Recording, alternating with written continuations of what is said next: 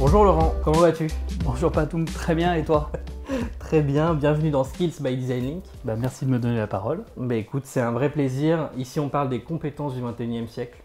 Donc des compétences pour vivre, pour travailler, pour s'épanouir dans ce fameux monde dont on dit qu'il est plein de mutations, de transitions, mais aussi de ruptures et d'incertitudes. Qui est un peu vrai aussi. Chez nous on parle de la diversité des formes de pensée. Pensée critique, pensée créative, pensée complexe, capacité d'apprentissage permanent, capacité de résilience et puis bien d'autres. Mais surtout, on en parle avec celles et ceux qui les pratiquent et les expérimentent sur le terrain au quotidien. Ok. C'est pour ça que je suis très content que tu sois là avec nous. Tu es directeur du design chez Bouygues Immobilier, qui, on le rappelle, est donc le promoteur immobilier du groupe Bouygues. Donc Bouygues qui possède aussi Bouygues Construction, Colas, TF1 et puis Bouygues Télécom. Donc des entreprises que beaucoup connaissent. Ton domaine, donc, c'est l'immobilier. Ça veut dire donc de concevoir des logements, des immeubles de bureaux, des commerces, des résidences qu'on appelle les résidences gérées, donc avec des étudiants, avec des seniors, des hôtels, mais aussi des aménagements de quartier. Donc concrètement, tu fais partie de ceux qui fabriquent la ville, si on peut dire. Oui, faire partie, c'est le bon mot. Contribue à à la fabrique de la ville. Avec tes équipes à la direction du design, du coup, pour bien comprendre, ton rôle, c'est de travailler sur le produit immobilier, sur les aménagements, ou bien sur le process, c'est-à-dire comment on fait travailler les gens ensemble, la co-construction, avec les utilisateurs, l'expérimentation. Est-ce que tu peux un petit peu nous en dire plus? Oui, alors c'est bien les deux en fait. On travaille à la fois sur le produit, les services et les expériences que Bouygues Immobilier offre, mais aussi sur la démarche et l'approche en fait. Et en fait, la première approche, c'était celle-ci, c'était de se dire, on a fait le constat qu'on avait un petit peu oublié l'utilisateur, celui qui vit en fait l'humain, celui qui va véritablement vivre dans nos espaces, dans les lieux de vie que l'on crée. Et donc, on a fait ce constat-là et on s'est dit, il faut réintroduire cet utilisateur dans le processus de conception. Donc, moi, j'ai plutôt défendu l'idée d'introduire et d'utiliser les démarches du design sur cet aspect-là. Donc, utiliser, en fait, vraiment réintégrer en fait, dans la démarche, dans la manière de penser les projets, etc. Voilà, dans la conception des lieux de vie, de réintégrer la parole de l'usager. Mais je voulais aussi que le design puisse s'exprimer le plus possible chez Bouygues Immobilier.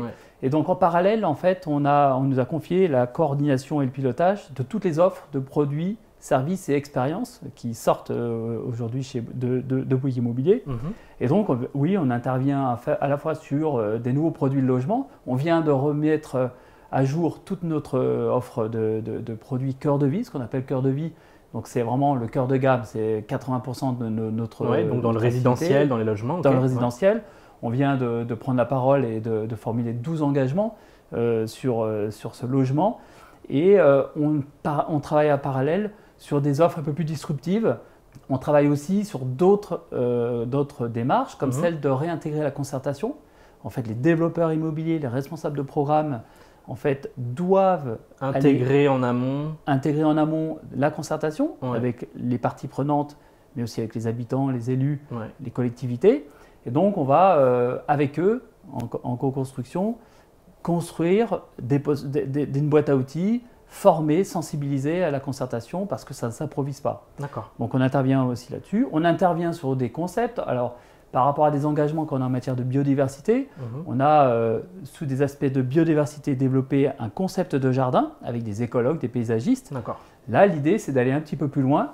On a travaillé, par exemple, avec l'agence des Sismos, pour voir comment il était possible d'habiter, en fait, ce concept jardin. Une fois qu'il est ensauvagé, qu'il accueille la biodiversité, qu'il est vivant, comment, en fait, on peut y introduire des usages qui vont nous permettre de nous reconnecter à ce vivant, mais en ne dégradant pas évidemment ce milieu-là. Dans une collaboration, dans une interdépendance. Voilà, dans une complicité. Voilà. D'accord, donc finalement du design qui s'immisce quelque part un peu partout dans l'entreprise. Oui, c'est ce qu'on veut faire. Voilà. Super. C'est vraiment on a mis le design au plus haut niveau de la stratégie, puisque toute la roadmap des offres est coordonnée, pilotée par le design.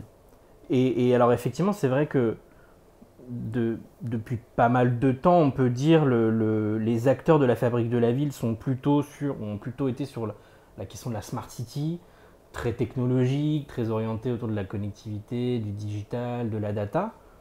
Vous, chez Bouygues Immobilier, finalement, vous avez pris un pendant qui est plus celui du... je crois que vous avez questionné les utilisateurs, les clients finaux qui disent ben, nous, ce qu'on veut, c'est plutôt une bonne vie de quartier, une vie de village. Ouais, clairement. Voilà, tu parles de cœur de ville, vous avez voilà, une signature, aussi une nouvelle signature, la vie commence ici. Donc, tout ce sujet de remettre l'humain, la vie de l'humain au centre quelque part du projet d'entreprise. Ça, c'est assez nouveau. Comment le design contribue à ça? Est-ce que c'est impulsé aussi par le design? Finalement, comment le design va continuer à contribuer à ça? Alors déjà, ce positionnement, la vie commence ici, c'est clairement une volonté de rendre l'immobilier plus expérientiel. En fait, on avait bien l'habitude de commencer par les sujets, l'innovation par la techno. Et en fait, on s'est dit, mais ça ne correspond pas aux attentes finalement. On avait par exemple, il y a 3-4 ans, généralisé une offre d'habitat connecté. Donc on s'est dit, c'est tendance, il faut y aller, on y va, on généralise ça dans tous nos logements. Puis on s'aperçoit après que ce n'est pas une forte attente. De l'autre côté, il y a des attentes qui sont formulées depuis plus de 20 ans, qui sont à la livraison de mon logement, j'aimerais bien disposer de rangement. Ouais. Et comme ça, j'arrive, je suis déjà épuisé du déménagement, je n'ai plus qu'à sortir mes affaires et de les ranger. C'est même, certains clients nous le disent, un plaisir de ranger dans ce cas-là. Mais on ne le faisait pas parce que ce n'était pas assez innovant, assez waouh, assez tech. Okay. Bon, et donc du coup, par rapport à tous ces constats, on s'est dit, en fait, il faut vraiment, et c'est ce que je disais tout à l'heure, réorienter la phase de conception par rapport aux vrais besoins, aux besoins des utilisateurs, et pas de créer de nouveaux besoins en déployant des sujets, des choses ou des technos. Il n'y aura pas d'adoption derrière. Qui n'auront pas d'adoption derrière. Donc on s'est bien recentré sur l'essentiel. On est sur une offre essentielle, le logement, mais le bureau aussi, les quartiers aussi. Et donc on s'est dit, il faut, partant de ce constat qu'on n'était pas si bon que ça sur ces sujets-là, il faut remettre l'utilisateur au cœur. Et ce positionnement, ce n'est pas un hasard. Et je dirais qu'il y a eu effectivement un groupe de travail piloté par la direction de la communication, du marketing stratégique, et le design était pleinement intégré dans ce groupe de travail. Mais il y a eu un événement fondateur en amont de ce groupe de travail, parce que j'ai eu la chance en fait d'animer un séminaire COMEX, une journée, pendant lequel j'ai posé 2 questions assez simples. De quoi vous êtes fier, de quoi vous êtes moins fier? Et le COMEX, l'idée c'était de voir quel était le socle partagé par l'ensemble des membres du COMEX pour commencer à définir un positionnement qui allait vraiment être porté par l'ensemble des membres du COMEX. Et quand je leur pose la question de quoi vous êtes fiers, c'est précisément cette idée qu'on est sur des projets, des produits essentiels dans la vie quotidienne. On n'est pas sur on n'est pas sur des sujets accessoires, on est sur le logement, la vie quotidienne, le lieu de travail, le quartier. Il n'y a pas plus important dans la vie que de se sentir bien dans ces lieux-là. Et donc, ça, on en est fiers. On ne travaille pas sur des sujets gadgets. Ouais. Là où on est moins fiers, et c'est Comex qui partageait ça, c'est l'empreinte environnementale, bien sûr, qu'on a aujourd'hui avec cette activité qui est fortement émettrice de gaz à effet de serre, et puis qui, dans des cas, peut détruire la biodiversité. Clairement, ces combats-là, on se les a vraiment mis au centre de notre plan stratégique. Mais on est allé un peu plus loin que ça, parce que ce qui nous rendait peu fiers aussi, c'était de se dire les logements qu'on produit, ils n'ont rien de différent par rapport à nos concurrents. Ouais. En fait, c'est un vrai sujet du secteur d'ailleurs. C'est un vrai sujet du secteur. La production de logements, c'est banalisé. Quand on dit banalisé, c'est fort, mais en fait, il n'y a rien qui diffère entre un logement produit par Bouygues Immobilier et un logement produit par un concurrent. Ouais. Et ça, on n'en était pas fiers. Et donc, on a voulu, dans ce séminaire, se demander mais pourquoi on en est arrivé là et comment on pourrait en fait être plus fiers de nos produits et de nos logements. Et c'est là que moi je suis intervenu en disant mais si vous voulez qu'on soit plus fiers, il suffit simplement de contenter les besoins des gens qui vont y habiter et donc de remettre dans le processus de conception le fait qu'on a un utilisateur. Et ce n'est pas le client, c'est encore un peu différent. Parce que le client chez nous, il peut être investisseur. Les 2 clients, effectivement, oui, voilà. Plusieurs clients. Ouais. Il peut être investisseur ou propriétaire occupant. L'idée là, c'est de se dire, c'est l'utilisateur, même s'il est locataire en fait. Je veux m'intéresser à lui, je veux savoir s'il est bien dans les logements qu'on produit. Et ça, le COMEX a tout de suite partagé cette idée que oui, il fallait aller là-dessus. D'accord. Et petite cerise sur le gâteau aussi, par rapport à ces éléments de fierté et en fait finalement les éléments sur lesquels on était moins fiers, on s'est dit mais il y a quand même sur le plan environnemental, on sait aujourd'hui que les modes de vie devront évoluer pour passer de 12 tonnes à 2 tonnes de manière individuelle, ce qui est l'objectif si on veut tenir les accords. Il y a plein de leviers différents à activer. Il y a plein de leviers, mais on sait aussi que la technique ne suffira pas, que le progrès scientifique ne suffira pas, qu'il faudra aussi que les modes de vie changent. Les comportements changent. Et aujourd'hui, il y a un climat qui est anxiogène. Évidemment, il faut aller vite, mais il y a aussi le fait qu'on culpabilise beaucoup les gens. Et on est aussi convaincu que culpabiliser, ce n'est pas ce qui fait vraiment changer les modes de vie. Il y a le contraire, et on le voit déjà, il y a des gens qui vont se mettre à l'opposé de ça. Et donc, nous, le pari que l'on fait, c'est de dire, mais en fait, les produits qu'on va aussi offrir sur le marché, donc les logements qu'on va construire, les bureaux qu'on va livrer, les quartiers qu'on va livrer, ils pourront aussi inciter, ils seront vertueux, donner envie, mais ils donneront envie de faire du bien à la planète par le plaisir. Donc, ce cheminement-là fait qu'on est arrivé, après, bon, ça a été assez itératif sur ce mode de fonctionnement, qu'on est arrivé à ce combat, à cette signature. La vie commence ici. La vie avant le lieu. La vie, c'est les usages, les modes de vie. Voilà, ils sont pris en compte pour définir le lieu. Mais la vie aussi, c'est le vivant. Et donc, derrière le vivant, il y a ce combat sur la biodiversité. Par exemple, tous les produits, tous les logements, aujourd'hui, ont des critères de biodiversité respectés. On fait passer un écologue systématiquement. On travaille sur le coefficient de biotope de manière à ce que en fait, les matériaux utilisés soient les plus perméables possibles. Donc, du coup, ça, on sait que ça favorise la biodiversité. Et puis, on a développé ce concept jardin. Donc, le concept jardin, qui est un concept qui accueille la biodiversité et qu'on a testé en grandeur réelle au Salon Jardin et qu'on veut, comme je disais tout à l'heure, habiter. L'expérimentation, oui, ça marche. La concertation, tu en as parlé tout à l'heure, concertation avec les parties prenantes, avec les usagers finaux, c'est pas, c'est pas nouveau. La question des études qualitatives, s'intéresser aux besoins, c'est pas quelque chose de nouveau non plus. Aujourd'hui, d'ailleurs, les enjeux, donc tu en parles là, sont plus simplement autour des individus, mais vraiment autour des systèmes plus larges, et donc avec une dimension systémique. Comment le design vient apporter quelque chose en plus par rapport justement à ces approches qui étaient déjà très tournées vers les sciences humaines quand même. Qu'est-ce que vous mettez spécifiquement en place là dans ton équipe, des méthodes spécifiques, des manières de travailler spécifiques? Ouais, alors en fait, on entend beaucoup parler de ces méthodes depuis longtemps, effectivement. Par contre, peu l'ont rendu systématique. En fait, peu de promoteurs rendent systématique la concertation, peu de promoteurs remettent les usagers au cœur de la conception. Ils le font sur des projets démonstrateurs, comme moi je l'ai fait en fait précédemment. J'étais chez Bouygues Construction, donc on faisait beaucoup de projets démonstrateurs. Le problème, c'est la réplicabilité.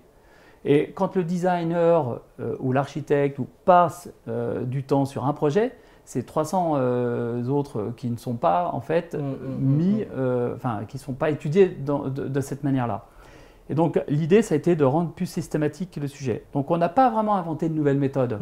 On applique la démarche design telle que beaucoup de secteurs d'activité les connaissent. En revanche, moi mon job, c'est vraiment faire en sorte que ce design s'exprime le mieux. Donc pourquoi j'ai travaillé aussi avec les équipes de communication sur ce positionnement? Je voulais que le positionnement arrive à quelque chose d'expérientiel. Si on a un positionnement qui est dédié à l'empreinte carbone, eh ben, c'est plus difficile de s'exprimer que quand on est sur le combat du vivant. Parce que derrière le combat du vivant, c'est… Ça parle davantage aux gens. Ça parle davantage aux gens, mais c'est aussi de se préoccuper de la vie quotidienne des gens. C'est de se préoccuper du vivant, mais c'est aussi de faire en sorte que les gens puissent vivre une expérience de nature, parce qu'on a perdu un peu ce lien. Ce contact, on l'a bien vu pendant la pandémie. Voilà, et donc on va le chercher. Donc c'est de pouvoir le promouvoir, ce lien avec la nature. Et puis c'est aussi travailler sur le bas carbone, donc ces sujets-là. Mais le bas carbone ressenti, le bas carbone qui va permettre aussi aux gens d'aller plus loin sur… je prends un exemple tout bête que je prends souvent. Si vous avez bien designé votre local à vélo, qu'il est accessible, sécurisé, vous allez prendre votre vélo beaucoup plus souvent que s'il est inaccessible. Vous avez 2-3 escaliers à monter. Deux poussettes devant. Deux poussettes devant, vous n'arrivez pas à sécuriser. Voilà. Donc le fait de designer en fait des locaux à vélo sur le plan des usages permettront de faire décoller ces usages et permettront avec le plaisir de faire en sorte que les gens changent de comportement. Ok, très clair. On a aussi entendu parler, moi j'ai entendu parler beaucoup de maîtrise d'usage, qui était déjà par rapport à la maîtrise d'ouvrage une manière de ramener aussi cet utilisateur entre guillemets final en amont de la conception. Toi, qu'est-ce que tu en penses? Quel est le travail peut-être différent qu'amène aussi un designer par rapport à cette approche maîtrise d'usage? Est-ce que d'ailleurs le designer est une forme de métier un peu oublié de la gestion de projet? Alors, maîtrise d'usage, peut-être un petit topo sur la maîtrise d'usage. Bon, c'est quelque chose qui est apparu depuis assez longtemps, en fait, qui n'avait pas le terme de maîtrise d'usage, il a été fixé en 2013 à peu près. C'est en fait des petites structures qui se sont rassemblées en disant c'est pas possible, en fait, le process de conception aujourd'hui n'intègre pas les usages. Et donc, l'idée, c'était d'accompagner les maîtrises d'ouvrage et les maîtrises d'œuvre à mettre plus en avant cette expertise d'usager dans la conception. Avec des compétences plutôt issues des sciences humaines et sociales. Voilà, c'est sociologue, anthropologue, philosophe, spécialiste de la concertation. Et en fait, c'est des structures de petite taille qui se sont regroupées pour accompagner. Mais ce que je vois moi, c'est que ces structures-là, elles sont hyper intéressantes. On a déjà travaillé avec ces structures-là, notamment sur de l'habitat participatif, on en a besoin. Mais je dis, en fait, il faut les intégrer chez nous. C'est-à-dire que plutôt rajouter une couche et d'avoir une assistance à maîtrise d'usage, faisons en sorte que la maîtrise d'ouvrage prenne en compte. Déjà, oui, en amont. En amont, cette idée d'intégrer les usages dans la conception. Et oui, le designer n'était pas très présent. Il y a quand même des designers dans les équipes. Plutôt sur l'aval ou dans l'architecture ou à l'innovation? À l'innovation plutôt. Ouais. À l'innovation plutôt, c'était le cas chez nous. Hein. Je crois que tu connais. On connaît bien Bertrand, évidemment. Qui a changé de métier. Qui a changé de métier, qui vend des tourtons du Champsaur. Voilà, on lui fait un coucou.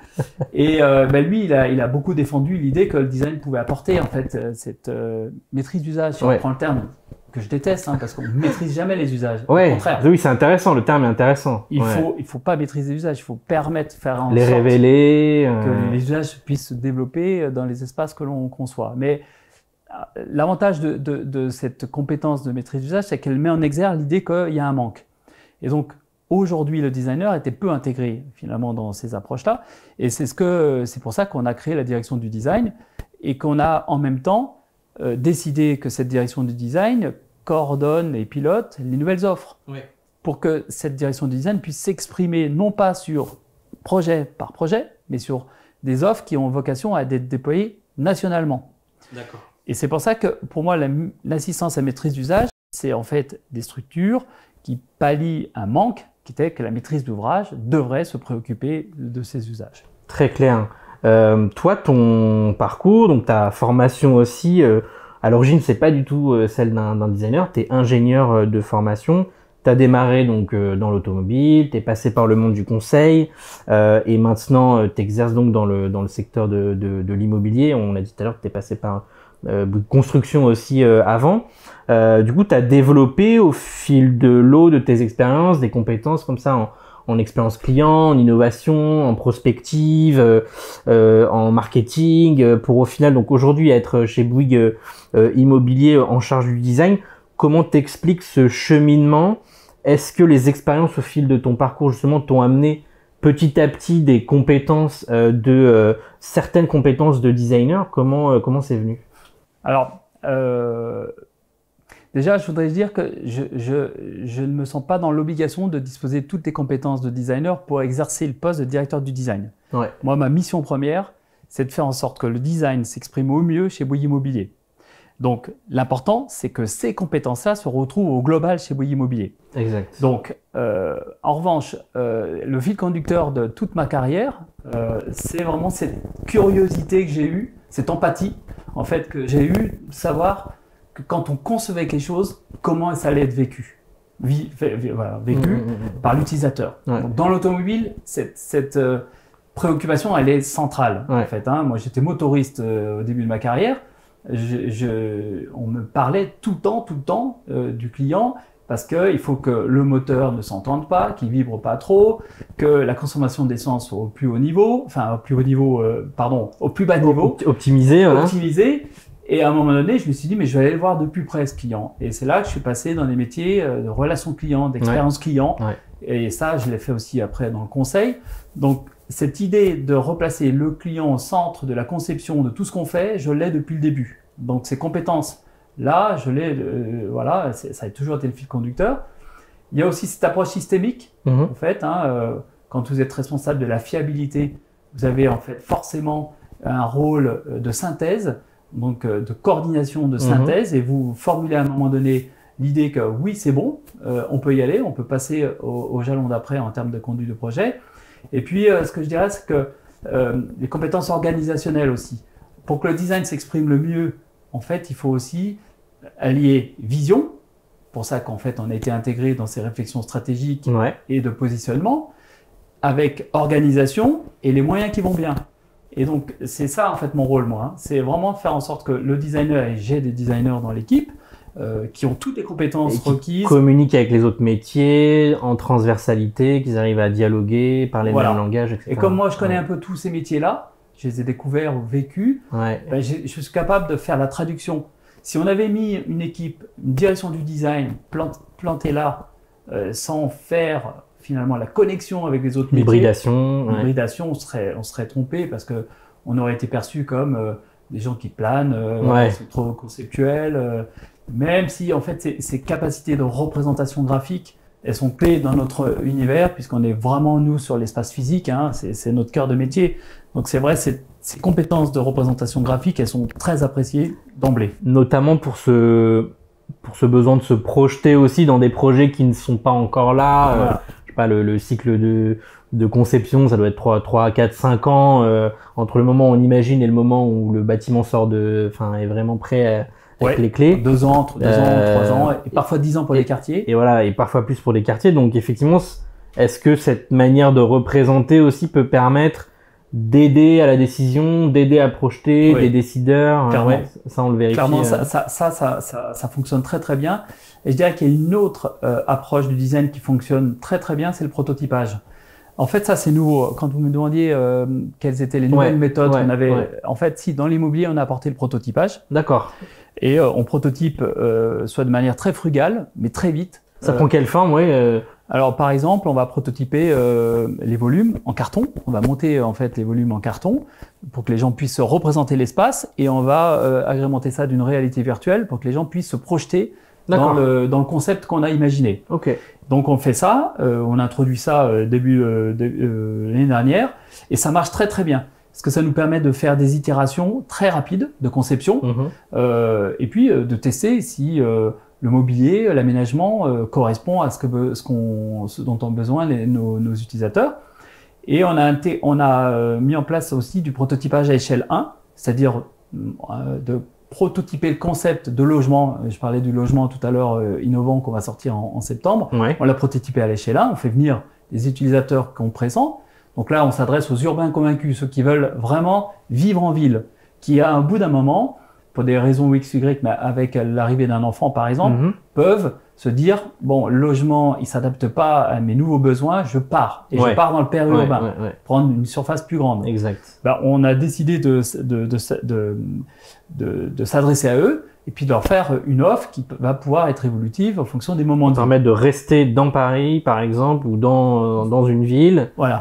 Malgré des besoins qui évoluent. Donc, l'idée, c'est de faire une offre un peu particulière pour cette cible-là. On fait venir les utilisateurs, ces urbains convaincus, qui sont en recherche de logement en fait dans le lieu qu'on a prototypé. Donc, on rentre, c'est un décor de théâtre finalement. On rentre dans ce logement et on filme les gens qui s'expriment. Ils nous disent en fait ce qu'ils pensent du logement. Ils expriment leurs attentes complémentaires s'il y en a. Et puis, si à un moment donné, ils nous disent « je me sens bien là et je me projette », c'est bon, c'est gagné. Si en revanche, ils font des critiques, ça permet d'améliorer cette itération. Et là, donc, on est en train, dans cette phase-là, par exemple, sur cette offre de logement, on prototype, on a fait venir, on a enregistré tout ce qu'ils nous ont dit. Et on est en train de faire une nouvelle phase de conception. Donc vraiment démarche design là sur un produit. Mais ça, c'est complètement nouveau. Avant, le biais qu'on avait, c'était qu'on attendait la livraison concrète pour poser les questions. Pour poser les questions, et encore quand on le faisait. Les entreprises qui justement, comme Bouygues Immobilier, placent le design à un niveau stratégique dans l'entreprise avec un engagement fort de la direction générale aussi. Chez vous, c'est Bernard Mounier, le président directeur général en personne, qui prend la parole. J'ai entendu notamment à Vivatech sur le design, mais même régulièrement sur les réseaux sociaux. Finalement, c'est assez rare en France. Tout le monde ne comprend pas toujours effectivement l'impact du design sur la performance aussi de l'entreprise. Comment ils ont été convaincus? Pourquoi maintenant? C'est quoi les évolutions à venir? Alors, c'est le moment. Alors, faites bien de parler de moment, parce que c'est effectivement le moment, puisque notre métier est attaqué, en fait, compte tenu des enjeux environnementaux. Et puis, peut-être, avec cette absence de prise en compte de l'utilisateur, on a de plus en plus de mal à avoir des permis de construire. Donc, les processus... recherche de foncier, etc. sont de plus en plus longs. Et donc, forcément... nous, on s'exprime que quand on livre, finalement, le logement, et comme c'est de plus en plus long, tout le capital, tous les fonds qui sont mis à l'achat du foncier, en fait, c'est de la trésorerie. Et effectivement, donc, la réduction de ce temps entre l'achat du foncier et la livraison du logement est cruciale en termes de financiers. Et donc, on est arrivé à un point où il y a effectivement cette prise de conscience que notre métier déplaît, qu'il a cet impact négatif sur l'environnement, et donc il fallait changer de faire. Et donc dans notre mission, le patron, quand il est arrivé, Bernard Mounier, il nous a dit il faut changer de faire, il faut de façon de faire. Donc ça, c'est prérequis. Et moi, je lui ai présenté le design, je dis mais moi, je pense que le design, et donc j'avais écrit une note que j'ai là, je suis retourné, tu veux nous lire? Je suis retourné la voir en fait. Les 10 raisons pour lesquelles il est pertinent d'intégrer le design au cœur de la stratégie de Bouygues Immobilier. Donc ça, c'est note stratégique pour le président directeur général. Et le COMEX, en fait, plusieurs membres du COMEX l'ont eu. Je vais dire rapidement ce que j'avais dit, mais parce que les entreprises qui l'ont fait sont plus rentables que les autres. Il y a eu une étude de McKinsey en 2018 qui a fait en fait une étude sur 300 sociétés cotées en bourse et qui a montré que les entreprises qui avaient vraiment intégré le design au plus haut niveau avaient une croissance de leur chiffre d'affaires supérieure aux autres et des rentabilités supérieures. Donc ça, je dirais que j'attaque en fait le sujet qui est sensible, qui est comment je peux piloter l'entreprise par la création de valeur plutôt que par la renta, et qui sont des conséquences finalement. Donc là, ça a été un argument qui a été très bien entendu, mais c'est pas le seul. J'ai dit aussi que parce que l'approche est complémentaire à l'architecture, on le voit bien. Nous, on est maîtrise d'ouvrage, on n'est pas architecte, on n'est pas maîtrise d'œuvre. Bien, il faut bien qu'on ait une identité. Et le design nous permet en fait de designer des offres de produits, services, expériences qui ont toutes en fait une identité forte qui correspond à notre positionnement. Donc on nourrit notre positionnement, la vie commence ici par le design. Et donc c'est indispensable que de compléter cette compétence d'architecture par des compétences de designer. Et on n'est pas sur la même échelle. Non. Le designer part de l'humain, part des usages, pour designer en fait des espaces à proximité. L'architecte, il a vraiment l'intégration du bâtiment dans son contexte. Après, des logiques d'urbanisme aussi plus larges, etc. Donc c'est pas les mêmes échelles. Et donc c'est très complémentaire. J'avais dit aussi, justement parce que le métier d'usage, la maîtrise d'usage prend de l'ampleur et que personne ne s'est encore rendu compte que c'était du design. Donc ça, je l'avais indiqué. Parce que c'est une discipline qui part des problématiques du quotidien et qui trouve des solutions pour y répondre. On n'est pas dans l'innovation artificielle, on est dans l'innovation utile. Et puis, alors ça, c'était Saran qui l'avait dit à une conférence, et j'ai trouvé ça très très vrai, c'est parce que le design ne vend pas du rêve, mais une réalité qui fait rêver. Et je me suis dit, en fait, dans l'innovation, telle qu'elle était pratiquée dans l'immobilier, c'est souvent qu'on vendait du rêve, des choses qui étaient de l'ordre de l'utopie, mais que derrière, on faisait sur un démonstrateur, mais qu'on n'arrivait pas encore une fois à répliquer. Et là, en fait, dans le principe même de l'approche design, on vérifie toujours la désirabilité, donc avec tout ce qu'on a évoqué précédemment, mais aussi la faisabilité. Il ne faut pas qu'on s'envoie en l'air dans des sujets qui ne vont pas voir le jour dans 10 ans. Et puis, la viabilité financière, technique, économique et de marché. Et en fait, de se dire, l'innovation va plutôt être focalisée sur des choses qui sont désirables, faisables et viables, ça me rapproche beaucoup plus des personnes, du business. C'est ça. Voilà, du terrain. Des préoccupations. Des préoccupations du quotidien. Du quotidien, ouais. Et donc ça aussi, ça fait mouche. Bien sûr, parce que c'était cohérent avec notre signature, la vie commence ici. Mais il n'y avait pas de hasard, parce qu'on a fait cette signature pour qu'elle soit plus expérientielle. On avait aussi des premiers résultats qui étaient très prometteurs de l'intégration du design. Notamment, on avait sorti une offre de co-living avec une agence d'architecture de design qui s'appelle Cutwork. On était sur notre concept avec Briand et Berthereau de l'offre configurable qui va sortir en septembre, où on voyait bien qu'en fait, changer de méthode, ça amenait de la valeur, une produisait des résultats différents. Voilà. Et puis, on avait aussi commencé à diffuser en fait des catalogues de solutions qui travaillaient sur la valeur d'estime, qui ont été très bien perçus aussi par les développeurs. Donc, on s'est dit, c'est prometteur et il y a un bon accueil aussi du terrain. Et ça, c'est indispensable. Pour embarquer, surtout dans un secteur où il y a besoin effectivement de s'appuyer incroyablement si on n'arrive pas à embarquer les talents, terrain, les métiers. On ne déploie rien. Donc ça, c'est hyper important. Le 8e point, c'est parce que c'est un discours nouveau dans l'immobilier, ça va surprendre. Bon voilà, donc on va prendre la parole sur des sujets un petit peu différents. Donc c'est toujours surprenant et puis ça change l'image du promoteur. Et puis surtout, il y avait un point aussi en lien avec le point qu'on avait vu au COMEX, c'est qu'on n'était pas fiers. Le COMEX n'était pas fier des logements qu'on livrait parce qu'ils étaient pareils que ceux de la concurrence. Mais c'est vrai aussi pour les collaborateurs. Les collaborateurs n'étaient pas fiers. Il y avait des études internes qui montraient que les collaborateurs n'étaient pas si fiers que ça de ce qu'ils livraient eux-mêmes. Donc il y avait un vrai sujet là, comment le design pouvait travailler un peu là. Symétrie entre guillemets les attentions, que ce soit côté client ou côté en fait aussi collaborateur. Voilà, c'était justement c'est ce que je disais, symétrie des attentions. C'est que voilà, je disais créer un cercle vertueux d'engagement client, utilisateur, collaborateur. Et c'est vrai, aujourd'hui, on le voit, on le sent. Aujourd'hui, voilà, c'est ça. Tu peux sentir que... donc ça, c'était il y a pas si longtemps, mais... il y a 2 ans et demi. Il y a 2 ans et demi, et donc aujourd'hui... aujourd'hui, c'est prometteur. Il n'y a rien qui remet en cause ces 10 engagements. Le 10e, c'était de dire qu'on a été premier à le faire, et que dans 5 ans... Et mine de rien, c'est pas rien. Profession suivra, et j'espère que toute la profession suivra, parce que je pense vraiment, je suis intimement convaincu que moi le design apporte beaucoup dans cette filière, et aujourd'hui assez content de cette dynamique, assez content des résultats en fait que le design produit. Pour l'instant, que du positif, on va dire. Merci beaucoup Laurent. Merci à toi. À très bientôt. À très bientôt.